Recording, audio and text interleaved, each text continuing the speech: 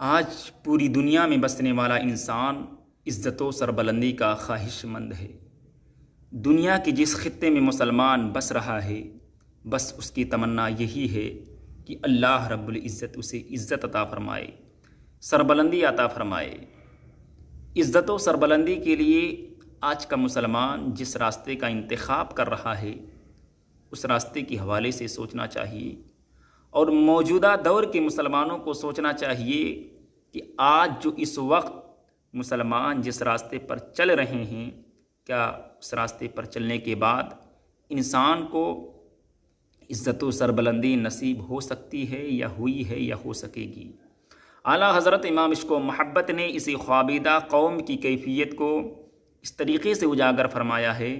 فرماتے ہیں، دن لہو میں کھونا تجھے، شب صبح تک سونا تجھے، شرم نبی خوف خدا یہ بھی نہیں وہ بھی نہیں۔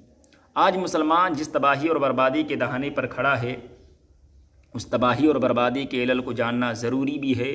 اور اس کے علاج کی طرف اپنی توجہ مبذول کرنا بھی ضروری ہے۔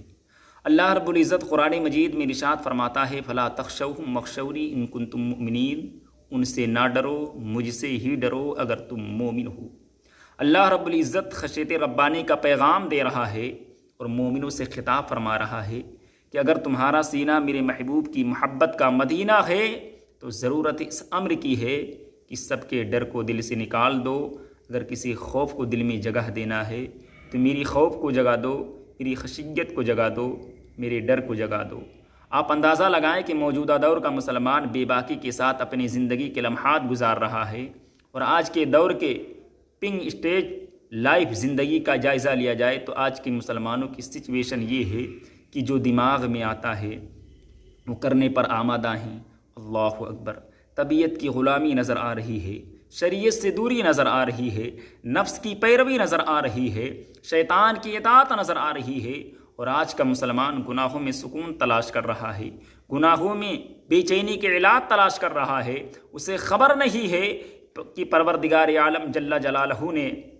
پیدائش کے بعد ہی اس کے کانوں میں آواز پہنچا دیا تھا، اللہ اکبر، اللہ سب سے بڑا ہے، اللہ اکبر، اللہ سب سے بڑا ہے، جس کی بڑائی کا اعلان دن میں 5 مرتبہ مسجد سے مؤذن دیا کرتا ہے، جس کی بڑائی کا اعلان مسجد کے اندر امامت کرنے والے امام دیا کرتے ہیں، جس کی بڑائی کا تذکرہ خود مسلمان نماز کے لیے کھڑا ہوتا ہے تو پہلے اس کی بارگاہ کے اندر اپنے سر کو جھکاتا ہے۔ میں پوچھنا چاہتا ہوں، دنیا کے انسان سے مسلمان ڈر جاتا ہے، دنیا کے انسان سے مسلمان کانپ جاتا ہے، کبھی حالات سے خوف زدہ ہو گیا، کبھی ذلت و رسوائی سے خوف زدہ ہو گیا، کبھی باطل قوتوں سے خوف زدہ ہو گیا، کبھی فقر و فاقہ سے خوف زدہ ہو گیا، تو ایک مسلمان ان چیزوں سے ڈرنے کے لیے پیدا نہیں ہوا ہے، بلکہ مسلمان ڈرتا ہے تو معبود برحق سے ڈرتا ہے، پالن ہار حقیقی سے ڈرتا ہے، رب کائنات سے ڈرتا ہے۔ اس لیے کہ ایک بندہ مومن جب اپنے دل میں اپنے رب کے ڈر کو جگہ دیتا ہے تو اللہ رب العزت اس ڈر کی بنیاد پر